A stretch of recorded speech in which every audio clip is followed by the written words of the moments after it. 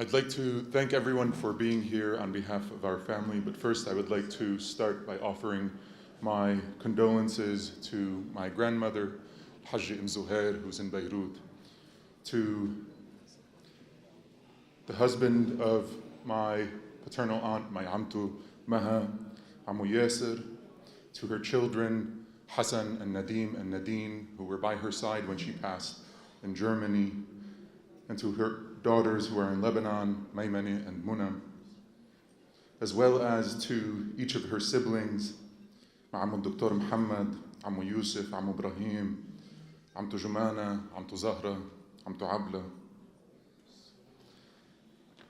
and to my father.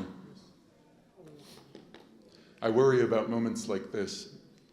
We have a big, beautiful family, alhamdulillah, and most of my father's family is not here in America. And so I dread the day that we get news, like the news we received about my Amtu Maha. And it's in moments like this that I'm reminded that though my father does not have brothers and sisters who live in this country, he has countless brothers and sisters who show up for him in his moment of grief. And so I thank you on behalf of him and on behalf of our family. And though my father only has 2 children, my father has more children than I can count, sons and daughters in this community who count him as a father. And so I thank you all on behalf of him. I thank you all on behalf of one of my Amtu Maha's best friends, my mother, Aida Bazzi, who I also offer my condolences to. A couple of weeks ago when we received news that Amtu Maha was entering her final days, both my mom and my dad traveled to Germany to be by her side, to be by her children's side, by her husband's side. My Amtu Maha was a very special person. I wish you could have met her. Before we immigrated, I immigrated at the age of 6. Before we immigrated, I was a little boy, and she was the one I would trust with my secrets. They weren't big secrets, they were just what I really secretly wanted for my birthday. She was the one I would tell. Her name was Maha, but I gave her a different name. I don't know what came over me when I was a child, but I renamed her. I named her my Amtu Latifi. I've always called her my Amtu Latifi, my nice aunt. And over the years, as we have built new memories, one summer after the other, in our beloved hometown of Arnoun, we've laughed, we've sung, we've danced. She's built her own home in Arnoun. And more than anything, my grandmother, more than anything she wanted, my aunt wanted to be next to my grandmother in her final days. I think this is just important to note, because yes, my aunt passed in Germany, but these are not normal times.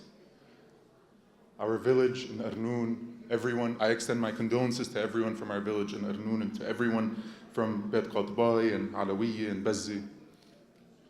But our village in Arnoun is going through a very difficult moment.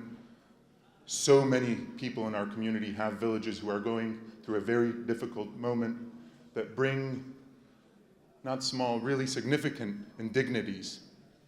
In a moment like this, I wish I could tell you my Amtu Maha will be laid to rest in her hometown of Arnoun at a specific time and a specific date. But that's not something that's possible right now. Just yesterday, we learned of the specific targeting by an Israeli airstrike of an ambulance that was seeking to do something that we wish we could do for our aunt, which is to bury someone in the place where they're from. I say that to say, may God protect everyone in Lebanon right now enduring the pain that is in part caused by our own tax dollars that are sent overseas to harm people. May God empower us to change the politics of this country so that we invest in what is caring and not what destroys. May God save the lives of every one of our loved ones in Lebanon and all across the world. And may the war come to an end expeditiously so that we can inform you all of the date and the time that my aunt, Aunt Latifa, will be laid to rest in Arnoon when we return, inshallah. Al-Fatiha.